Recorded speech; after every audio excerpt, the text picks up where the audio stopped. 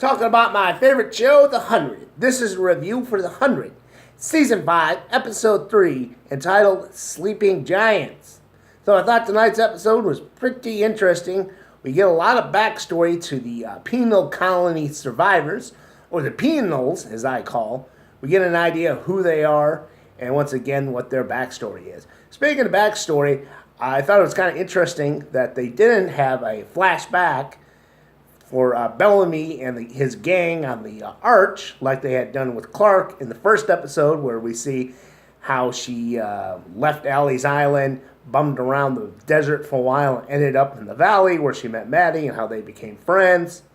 Jump ahead 6 years later. Or with Octavia, you see how she instituted fights to the death as a means of criminal justice and as population control. Then, like I said, jump 6 years ahead. I thought they were going to do something like that with the gang on the Arch, but that wasn't the case. We just get an idea of what they've been going through for the last 6 years through some dialogue, which was a real simple story.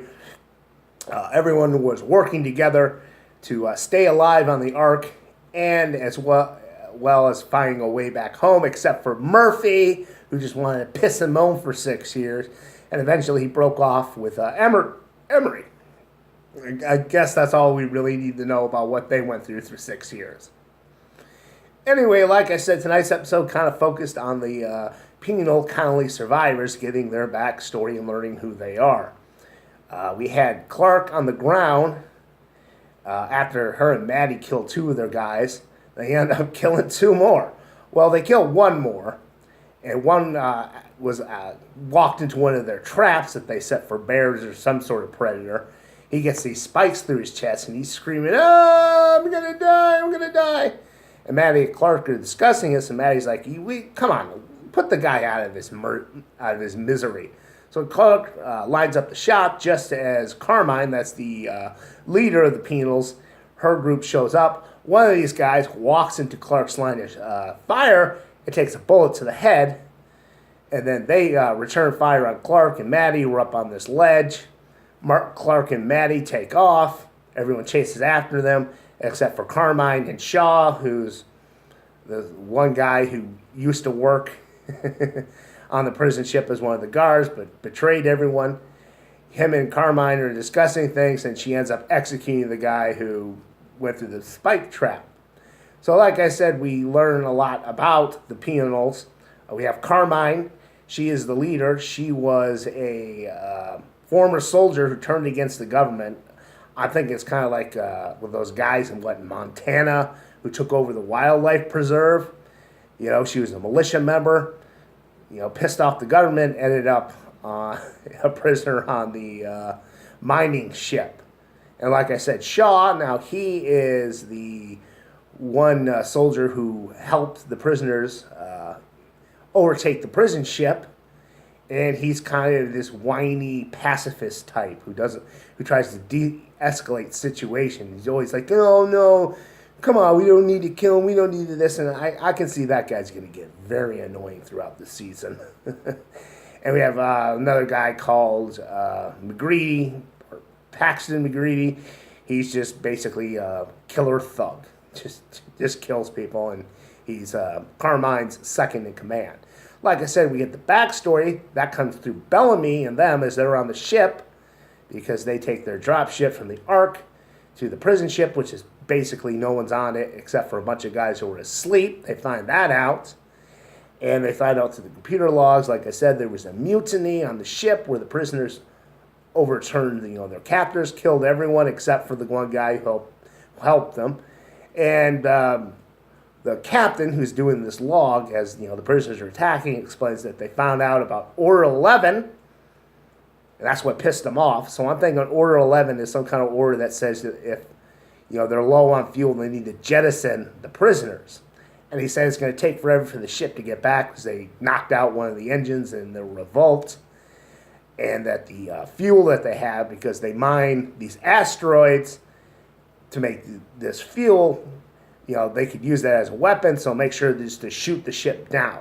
And I think the biggest thing that we find out is that these are prisoners who were originally on the ship, going to this penal colony on some asteroid, they're not descendants of those people like I thought they were going to be.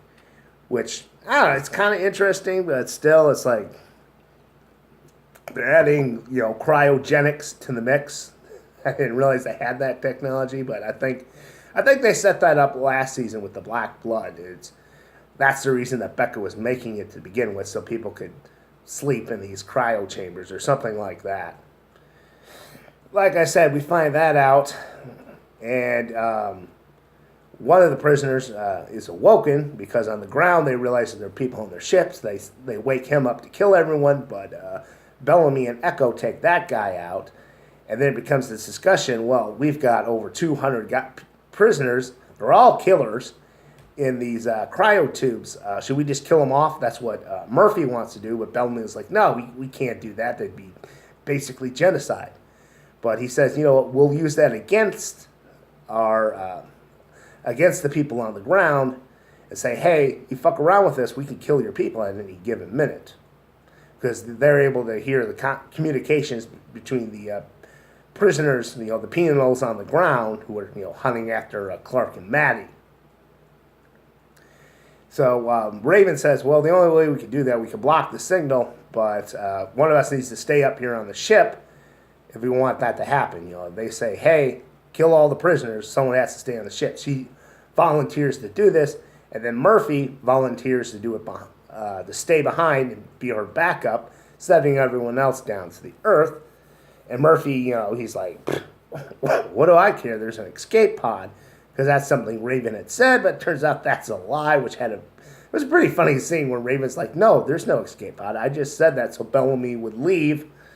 We're stuck up here, and then, Murphy's like, son of a bitch. I thought it was funny. And like I said, Bellamy and their group get to the ground where they encounter more penals, and 2 more of them end up dead because those guys wanted to execute Bellamy and their group. Maddie comes in and saves them. And, Maddie says, oh, Clark got captured. And Bellamy decides to go and talk to Carmine, penal, leader, work things out. And that's basically where the episode leads, where, Clark and Bellamy are basically been captured by the penals. Everyone else is either on, their little van, truck, whatever it's called, the Rover, driving away. Raven and Murphy are on the spaceship. Everyone else is in the bunker. I thought it was a pretty interesting episode. They stayed focused. Unlike another show I do a review for, they weren't all over the goddamn place, and I can appreciate that. Like I said, I enjoyed the episode. We basically get to learn about the penals. Also, I'm kind of interested to see where Raven and Murphy might be going. The 2 of them, they're going to be alone up on that starship, except for, the guys sleeping in the pods. But, they're the only 2 are going to be awake. I wonder if anything's going to happen there. I don't know what you call that shit. That ship, would it be Mervin or Rarfy? Yeah, well, I wonder if the 2 of them are going to get on, because like I said, Murphy broke up with Emery. That might be interesting. Really do wonder where this season's going to go and how it's going to lead into season 6, because they've been renewed for another season. Because it's like, okay, I see that Octavia at some point is going to get out of the bunker with her people. They're going to have a little war with the penals, but then what? That season 4, destroying the Earth again, I think really just put them in a corner where, what can they do next? Yeah, because they got that valley, but that valley seems pretty small. I don't think it's going to sustain the number of people they have. What I think might happen is they might end up using the ship, going into cryogenics, falling asleep for another 100 years or so, waking up where the Earth has replenished itself, and then going back down to Earth. But we'll see. But aside from that, I thought tonight's episode pretty good. I did enjoy it.